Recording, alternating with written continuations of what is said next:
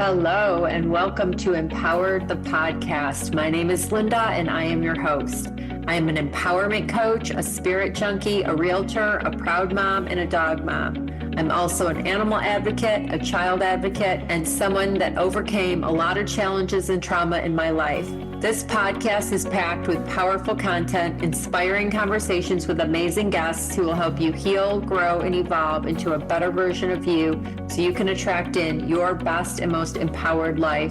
I don't know about you, but I'm not here for mediocrity. I'm here for an abundant, blessed life. Life does not have to be so hard. That is an old program. We can do less and attract more, and I know this to be true. I love bringing you this powerful information. I hope you enjoy, learn, and grow. Have a beautiful day.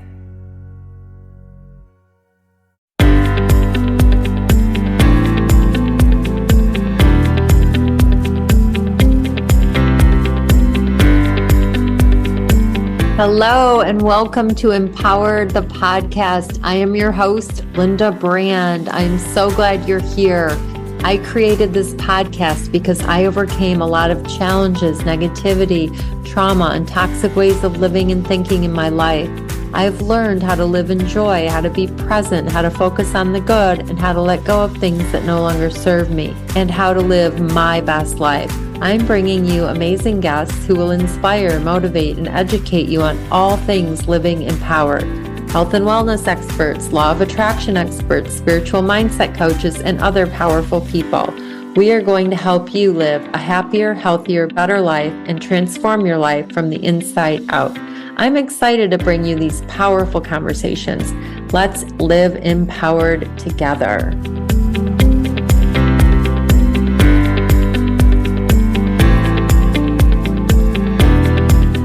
Hello, and welcome to Empowered the Podcast. I am so excited for today's guest. We met in a women's community, a powerful women's community, and she is a licensed clinical social worker turned coach, and she specializes in women over 40. And she has a podcast called Your Magical Midlife. Her name is Kate Higgins, and this is going to be a juicy conversation because she is such an interesting woman. She's an astrologer, a former neo-burlesque performer. She is a coach and a tarot card reader. And she is going to teach us and talk to us about aging well and living life in joy and changing gears in midlife and just loving our lives at, any age. So I'm so excited, Kate. Thank you for being here. Thank you so much for having me, Linda. It's so nice to meet you. Oh, it's so nice. And we're neighbors, basically, which we learned later. Yeah, we're both in Florida, which is super fun. And we're going to get together soon. So tell us a little bit about when did you shift gears and decide to go into coaching? And tell us what your specialty, because I just love Your Magical Midlife. What a beautiful, fun name that just attracts me instantly. Thank you. So I've been a therapist for a long time, 23 years. And I had shifted into corporate managed care insurance about 11 years ago. And as I was getting to around 40, 43, 42 in there, my body started kind of making a shift. And I was very panicked about it. I felt I had no information. I felt like it kind of just snuck up on me. I didn't feel ready. I certainly didn't feel old. And I was getting this message from outside of myself that I should be in a certain place in my life. And I was not I didn't own a home. I was not married. I didn't have children. I was still living this very stunted kind of adolescent life. And I felt very self-judgmental about that. And then I started to think is my life really wrong? Or do I need to shift my attitude? So I started doing a project called Fearless Over 40 with a friend of mine, Lydia Mandel. And we met through the New York burlesque scene. She is also a therapist. She's an art therapist. We did this project together. It was a multimedia project. And it just, we did that and it didn't really ever take off. And then I moved here to Florida. I was diagnosed with ovarian cancer. I had a radical hysterectomy. I needed 2 months off from my job. And as I was laying in bed, all I could think about was, I need to be doing something more with my life.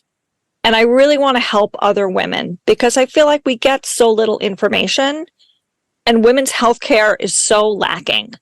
Even if you have a really good doctor, you probably don't have great care just by the way everything is set up. And what if women were able to celebrate being at this new stage and instead of being told, oh, go just put on your schmata and shut up and don't want anything, don't desire anything, don't like, just you're done. You're done and now like just you're out to pasture. And I don't believe that. I don't feel that way. None of my friends are that way. Let's change the conversation around what it means to be in the middle and even in menopause. Because I feel like there's so much shame around menopause. Oh, yeah, absolutely. So that's what I was kind of going to ask you when you mentioned that you started noticing things in your body around the 42, 43. What kinds of things were you speaking about? Was it like gaining weight in the middle or what was it like? Was that kind of what was happening? No, it wasn't weight gain. It was more like anxiety and like joint pain and mostly anxiety. And then also my period started to get a little funny. And I grew up in a very conservative household where my mother never talked about her body, my body. The only time it was ever a conversation about bodies was like my mother saying something like, you need to lose some weight. Oh my goodness. It was like an educational conversation. Wow. So tell us what the Fearless Over 40, like like tell us a little bit about it. Like what kinds of things did you do? And we did interviews that we posted online with amazing women who were living unconventional lives of freedom and joy. And then we did a burlesque show of all performers over 40, and we sold the house out. It was the most popular show I ever produced, and I produced quite a few shows in New York. And I mean, it was so much fun. It was wild. People were screaming their heads off. It was probably the most fun show I ever did. That's so neat. So you've ever done. So how many have you done? Like, so you're a former burlesque person? Like, yes. Yeah. I started performing around the time I was 38 and I was working as a social worker.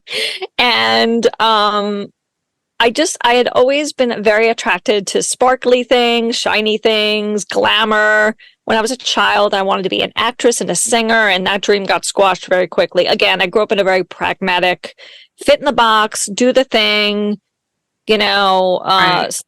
Be like everybody else. Don't stand out. Don't be quiet, sit in the corner. Yeah. Right. You're a girl, so you need to be seen, not heard or something. Right. And also you better not be too weird or nobody will marry you. Yeah. I got some very strict messaging about what it meant to be a woman. Wow. So I started performing in my late 30s. I was in a troupe called the Rhinestone Follies, and the two women I was in the troupe with were both way younger than me. They were like, if I was 38, one of them was 24 and the other one was 28. But we toured and it was so much fun. That's awesome. Oh my God, it was so much fun. And when I say burlesque, we were old fashioned, classy, classy strippers. Yeah, we were MGM musical, kind of in our cute little costumes, old timey. Did you remove all of your clothing though? Down to pasties and a G-string. Okay, just curious. Okay, so tell us about the astrology and the tarot cards.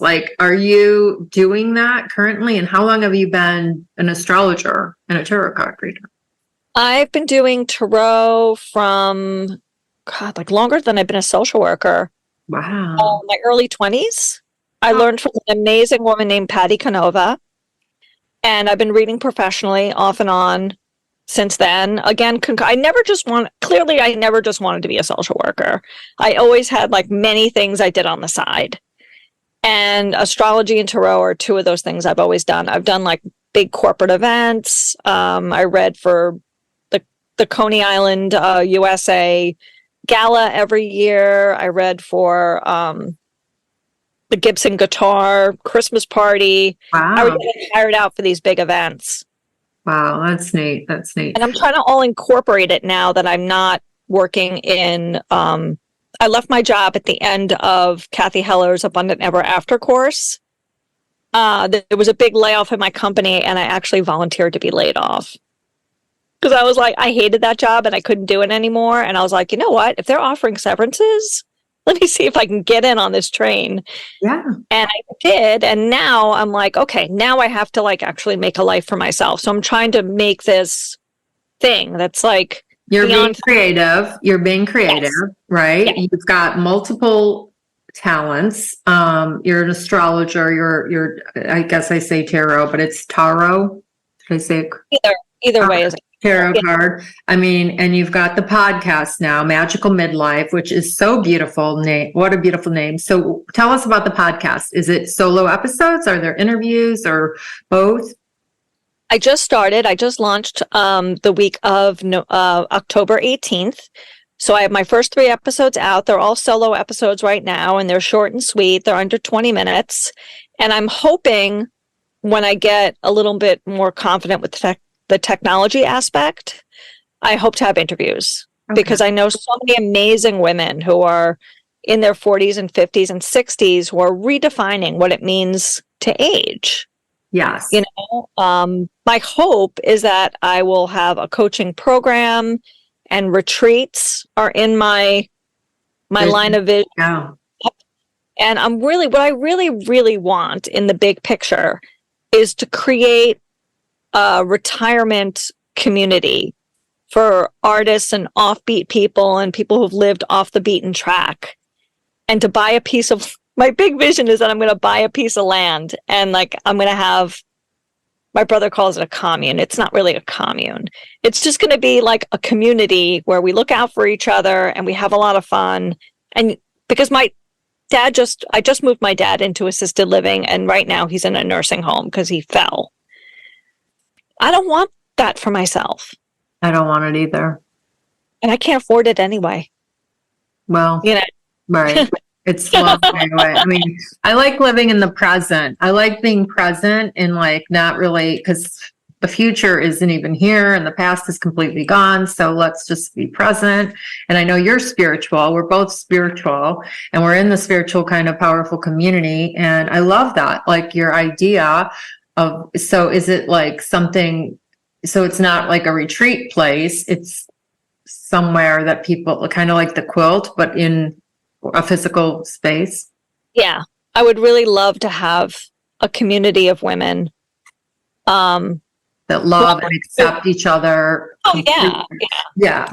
Yeah. And like the big vision is like a retirement place. So I'm looking at like, you know, old hotels for sale. I'm looking at like, well, I can help you. To have like, yeah, maybe I can help you. Those cute little cottages, like, you know, those places, those old fashioned places that have little cottages. Yeah. Awesome. For sure. So tell us, okay, 2 things that come to mind. One is self-love. Tell me how important in all of this aging and all of this, your community, your ideas, is it to accept yourself and love yourself? And because you know us women, we're always our worst critics. So how important is self-love and all the things about gracefully aging? And if I'm honest, self-love is something that I have to decide every day because it's so easy to get sucked into the messaging that we get. And, you know, like you're too old to do this and it's too, you know, you can't do that and you look terrible and you should look different and you should look young and you should, you know, blah, blah, blah, blah, blah, spend hundreds of thousands of dollars on maintaining your face or whatever. And I have to, if I can't love myself, I have to at least accept myself. I have to start with just acceptance. And that's sometimes a real struggle. I feel like Yeah. it's really, really huge in this whole Every day. scheme of things. And just living your best life is self-acceptance and self-love. And the other thing I wanted you to touch on is the gratitude, because we talked about that a little bit. And I know I have a gratitude practice and I've been doing it for 11 years. And you mentioned that it's a big part of your life. So I'm super excited to hear about it. And I know how important gratitude is. Yeah, no, gratitude is like the fundamental, like cornerstone of my life. And I owe everything good that I have now in the present to my gratitude practice. And I firmly believe that. I actually do my gratitude practice twice a day, when I wake up and right before I go to bed. And I did not make this this little thing up. So I'm going to credit Gala Darling, who is an amazing spiritual, cool lady who is on Instagram. And I took a couple of things with her. And the way that I do my gratitude practice is that I open my voice memos on my phone and I do a stream of conscious, just verbal talking about everything I'm grateful for. And I include things that haven't happened yet as if they already happened. Ooh, that's very powerful. So I say something like, and I'm so grateful that my coaching program took off and it sold out in the first week. And I was able to take that money and invest it in the retreat. And the retreat is so gorgeous. And we're all booked at, wherever it's going to be. I just talk and talk and talk and talk and talk. And then this is the spice. This is this special sauce. I send it to my friend. And my friend sends me hers. Accountability. Hers, I see her doing all the things that she's grateful for in the future. I see my friend like having her vision come in for her. Presumably, when she hears mine, she can see me achieving all these beautiful things and having all these beautiful things. And I do this with two separate friends, one friend in the morning and one friend in the evening. Okay. And that's amazing. So in the evening, is it the same or is it different? Or it's a new recording. It's two separate recordings. Right. But are you saying different things or the same? Or sometimes it's the same or sometimes it's the same and sometimes it's different. Okay. Depends on how they went. And some of your recording is things that happened in the day, things like I have a healthy body or things that are currently you are grateful for. And then there's the additional part of the visualizing what you desire. Like you could say, my amazing husband, if that's what you desire.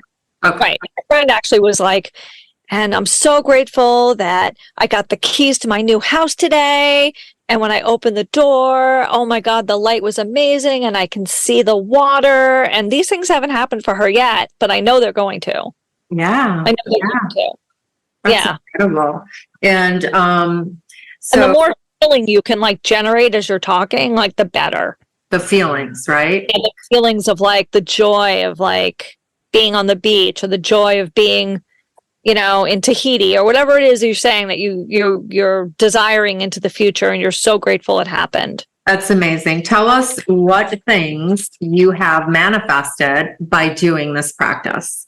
Oh my God, my whole life. The whole life I have now, I have manifested from doing this practice. Being with my partner, we've had a very off and on complicated relationship and now it's really solid. And I think it's because I visualized it, I said it, I spoke it into existence, and that trained my brain to act as if, behave as if, make this choice, make that choice. And here we are. Oh my goodness. So tell us so you mentioned one woman, Gala Darling. Okay. Yes. And how long ago did you do her course? Or? I did her program, The Vortex, maybe 4 years ago. Okay. Yeah, I had gratitude practice before that, but it was like a text chain with a friend. Mm-hmm. But once I started actually doing it verbally, I feel like that was like this spark underneath all my desires Oh my gosh, I love this. So tell us, who are your mentors, your books, your spiritual leaders, Gabby Burns, like who do you follow that kind of led you into the Gala Darling and led you into this manifesting spiritual stuff? Wow. Well, there's Veronica Varlow. Veronica Varlow is the Love Witch, and I went to many of her retreats. She runs now a program called Witch Camp, and I'm actually going to be assisting her next week in New Orleans. I'm going to be her basically her camp counselor. So I'm excited about that. So I get to spend a week in New Orleans doing manifestation work. Of course, Kathy Heller, who led us to meet each other. Yeah. Sarah Jenks is amazing. She's a priestess, and I've done a couple of things with her, mostly just her like one-off things. I haven't done her program. I did Gala Darling's program, and I follow a lot of really amazing. Oh, Mama Gina. Do you know who Mama Gina is? I think I did see her on. Is she like an older woman that's like talking about sex and stuff? Yeah, she's a little out there, but I really like her.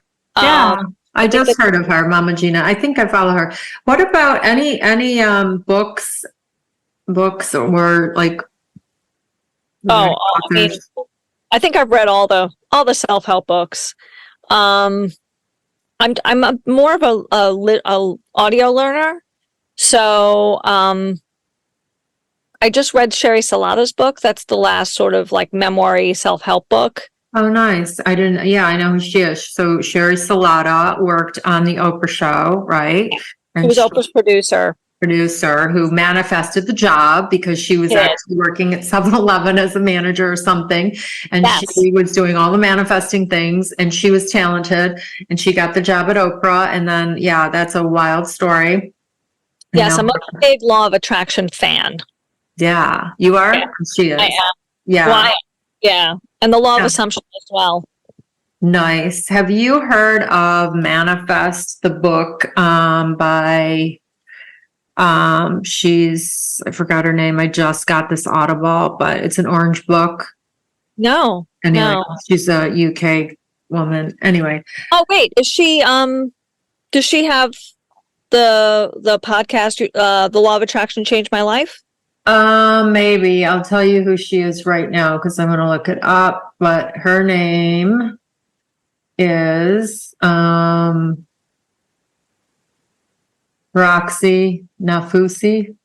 Oh. Manifest 7 Steps to Living Your Best Life. Yeah, I just had a young, beautiful little soul. She's a life coach and really brilliant girl, and she turned me onto this, and I've been listening to it on Audible. And I have this other manifesting book by Chris Ferraro. Oh, nice. Yeah. But so, yeah, I've been studying all of this for years too. Pardon?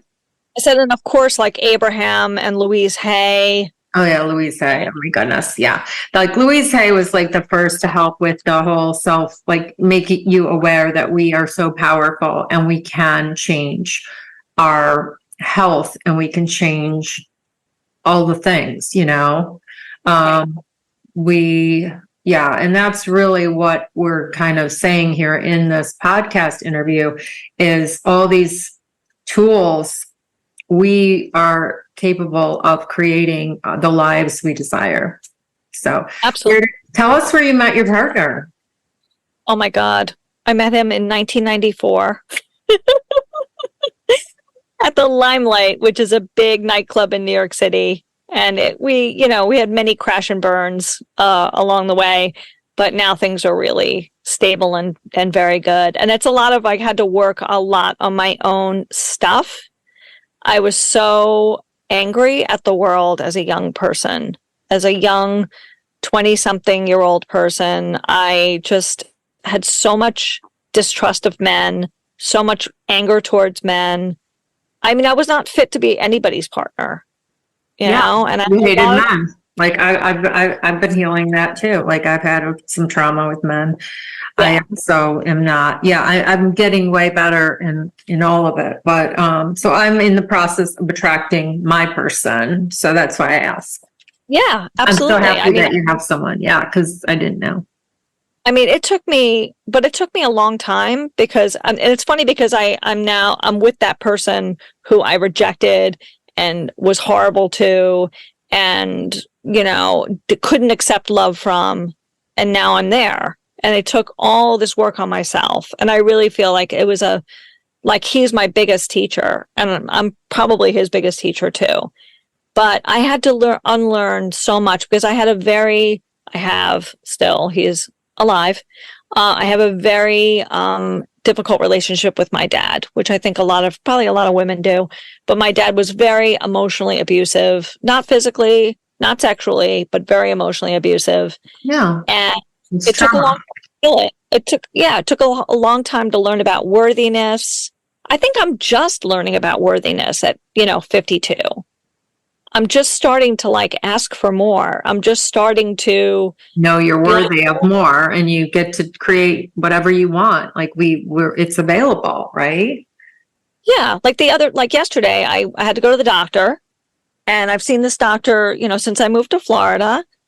And she's fine, but I was like, she's got a really crappy, rundown office. Mm. It's like, I don't want to be in this energy anymore. I'm going to find another doctor. Good for you. I was like, I don't need to sit here in this ripped up chair. I mean, this woman is supposed to be the best gynecologist on the Gulf Coast. Why is her office? Yeah.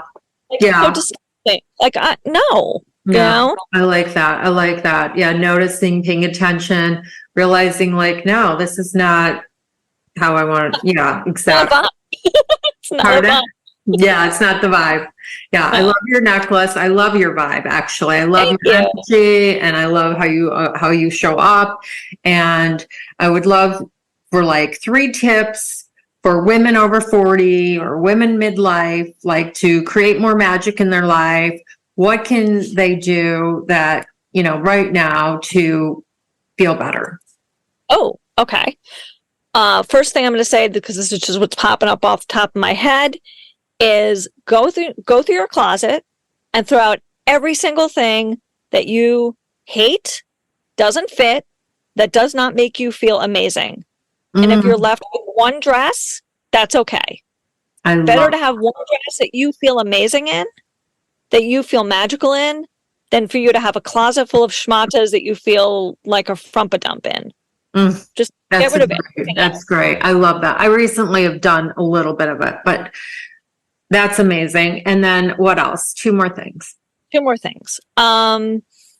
Do the same thing in your house. Get rid of the clutter that's just messing you up, that's just distracting you, things you don't think about anymore, things you don't need anymore. Don't feel bad about throwing out pictures of people who you don't talk to anymore, who you have no relationship with. Who cares? Throw them out. Get rid of it. That's amazing. And third is have a gratitude practice, even if it's a simple one, even if it's just the old school analog, writing things down every day. Gratitude is a change maker in our lives. It's the secret sauce. Pardon? It's the secret sauce to happiness. It is. And I think that part of that, and the reason, is because when you are grateful for what you have, the universe brings more. It's if you receive a gift and you're not grateful for it, and you think that person's going to give you another gift, right? Or, if kids are helping you and you're grateful for them, oh, thank you, you're amazing, I appreciate you, they're going to want to help you more, right? But if you're not showing it's just basic. The universe plays the hot cold game with us, right? Like when you're getting closer to the things you want and it's warmer, that's when you feel good. And when it's colder, it's when you feel bad. You just keep going towards the warm. Yes. Start paying attention to there's always something to be grateful for. And absolutely. I think that, tell us what your honest opinion of social media is in today's world. Do you feel when you're on there, do you get off not feeling as good about yourself? Do you feel like it's a complete we try not to compare ourselves to others. We're on our own journeys. We're in our own lane. And, I'm trying to be better than I was a year ago, 6 months ago, yesterday, not, compared to someone else. But don't you feel that like social media is almost like, I use it for inspiration and I use it for my business, and I'll follow things that I like, but I feel like sometimes you open it and you're judging yourself, you're comparing yourself to somebody else. I can't compare my day 10 of coaching to somebody's day 100, but that's what we do on social media. Yeah, absolutely. I have curated my feed and I'm really much more active on Instagram than Facebook. Facebook is like, unfortunately, like filled with people from my past. Same. Yeah. To some extent, that's okay. But there is that anxiety of like, oh no, what's that person from high school going to think of me? Like, I haven't seen them in 20 years, 30 years. Now they're going to find out that I've had this like weird, whatever. It brings up a lot of like anxiety about how I must look to them. Like my life probably doesn't look right to them. But for Instagram, I now follow almost entirely women my age and older, and some younger women, but only if they're like super spiritual. Yeah. Yeah. So I'm getting, my feed is mostly like cool ladies, 45 to 60, and I've unfollowed things that piss me off. Like I shouldn't say this, but like I avoid like anybody who like gets really like into the political weeds and stuff, because it makes me anxious and it makes me upset. Yeah. Yeah. So when you are feeling like, negative or anxiety, how do you handle that? What do you do to get it? Like when you were talking about somebody from your past, what they might think of you, like, what do you do? Like, do you journal? Because if you journal, that seems to help a lot, because we can't control what other people think of us. And it's really all about that. Like, we can only control what we can control, and it's none of our business what anyone else is doing or thinking. I mean, believe me, I need to practice what I preach, but I'm just saying, like, because I think journaling, okay, what could they be thinking about me? Once you get it on paper, it's powerful, and it takes it out of here and onto the paper. As critical as my mother was, and she's deceased, but as critical as she was, she did say something very true that I try to keep in mind when I go down that rabbit hole. It's like, most people are just really too worried about themselves to think much about you. Like, you might be a passing thought. If when they see you, they may have a passing judgment on it, but they're not like laying in bed thinking about you. No, she's right. A huge relief, like, oh, people are too self-absorbed. Yeah, they're too worried about themselves. 100%. Yeah. Is there anything else you want to talk about or share with the audience? I think if for the women who are listening to this, who are 45, 40 plus, worried about what's going to happen to their psyches, their bodies, their identity in the next 10 to 15 years, I want them to know that they're going to be okay, to find a doctor who will listen to them and not dismiss them. And if their doctor dismisses them, find another doctor. Learn to love yourself enough to advocate for good medical care, because it's important. And also, and again, like, I know that maybe this isn't the most politically correct thing to say, you need to take care of your body now. If you're 40 years old, you need to be exercising and eating well now. This is like your last ditch effort to change your bad habits. Because if you want to live a vibrant, vital life of vitality and juiciness in your 70s and 80s, the foundation is now. Excellent. Such a good. I know you're a big fitness person. Yeah. Because I had a debilitating illness. I was sick for 4 years, and I was better, but I stayed identifying as that person for almost 4 years. But the underlying blessing was I learned to take care of myself, and I was my own advocate. And I will always prioritize health and wellness in my schedule, in my life, because it's so important. And that's a gift that came from that horrible experience, because and no one's going to do it for you, when you can't exercise once and be fit, or eat well once and be healthy. It's an ongoing practice. It's a habit, right? And I think Denise Austin had it right way back in the day. I would listen to her and she'd say she eats well 80% and has treats 20%, right? Everything's a balance, because if you deny yourself all the time, you will, have a right. I mean, Suzanne Summers was. People made fun of her, but she was like a trailblazer. Suzanne Summers. Yeah, Suzanne Summers. She died. I mean, she was like a trailblazer for aging well. Yes. Yeah. And honestly, my opinion is if you feel good getting Botox and you can afford it, or do what feels good for you. I feel like the biggest thing we all have to learn is to not judge people. Like, when we're judging someone else, I feel like it's really an attack on our own self. There's a mirror, and it's something about our own self that we're not, loving.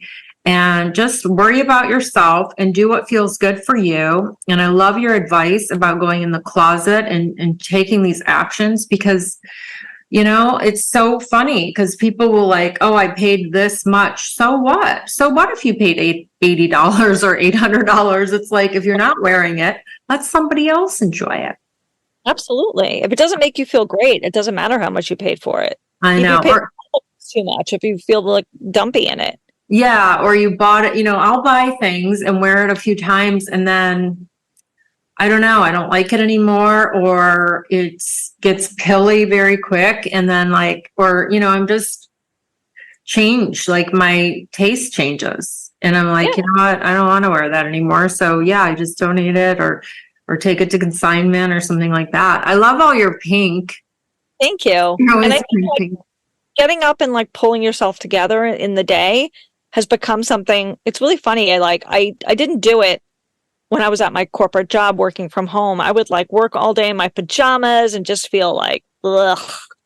But now that I work for myself, I'm getting up in the morning, I'm going for a walk at 6 a.m, and then I get back and I shower and I put on clothes and I feel so much better. So basic. Yeah, it is. I know. And that's one thing about the podcast, because I'm always in fitness clothes if I'm not doing something like a podcast or a real estate appointment or something. But for me, I love these earrings. I just got them. And I was admiring them the whole interview. Thank you. And, it's funny because you can find things. I happened to go to the mall and I forgot what I was doing there. I had a gift card at Macy's or something. And I found this store and all the earrings were $7, including these. And I was like, is this all the time? She's like, no, it's just today only, because it was Francesca's birthday. And normally they're 24 or whatever they are. And I'm like, oh my God, these I loved. I bought a couple other pairs, but these I absolutely loved. And this is my first time wearing them. They're gorgeous. Thank you. Gorgeous. Yeah, they're fun. And I never used to dress that way, but I'm to the point where I have this girlfriend, and she was talking to me on the phone and saying something about, oh, I have this on and I can only wear a long necklace. And I was like, stop. You wear what you want, what feels good for you. Enough of this program that's running, right? And that's the thing. My son helped me, because I'll be in a store and go, do women my age shop in here? And I stopped doing that. I tried to stop doing that. My son's like, wear what you want. So what if I'm attracted to something a 20-year-old wears? Then so what, right? If you feel good in it, then you should be wearing it. Yeah, it's these rules that we all, it's a program. It's a default program, like your family, the same for me, And so I love that we can make everything okay and just love yourself and accept yourself. And I work every day to do that. Because I just know that when I'm not happy, it's something about myself. Right. It's an ongoing process. Yeah, it is. I wish it wasn't. I wish it was easier, but Maybe it is for some. I don't know. Actually, I don't know anyone it's easier for. I think the people, I don't know if those people exist, you know? yeah, right. Well, I just know if I like my dog, this is just funny. This is just funny. I will literally tell him throughout the day, I'm like doing the dishes. I'm like, I'm so proud of you. You're amazing. I'm literally telling my dog, he's a rescue and he is amazing, but I'm always uplifting him and praising him. And that's something that we all needed as a child and, you know, and need. And it's like just focusing on the positive and, you know, giving, because I didn't grow up in that where they were like, oh, you're beautiful, you're smart, you can do anything you want, you know? Me neither. Nope. None of that. Right. But I think if we did, we might be a little different. We might, you know, I'm not blaming anybody because I like who I am today. So, but Yes. this was fabulous. So tell people where they can find you, Kate. Thank you. Yes. They can follow me on Instagram at Your Magical Midlife. My website is www.yourmagicalmidlife.com. My podcast is called Your Magical Midlife. So it's all pretty easy to remember. Awesome. I'm so excited for your podcast.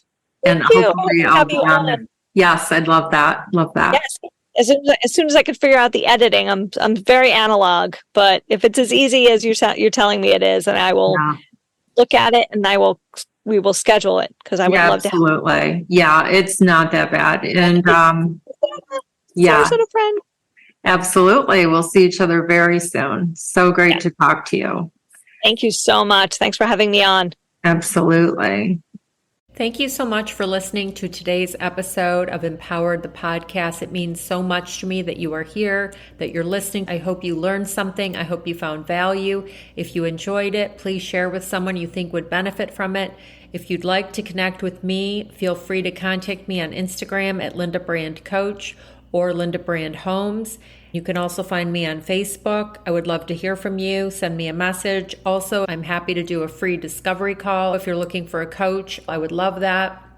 Also, if you could leave a rating and review, I would love that. It would help me so much to grow this audience and help as many people as I can. Have a beautiful, blessed rest of your day and live empowered. Thank you.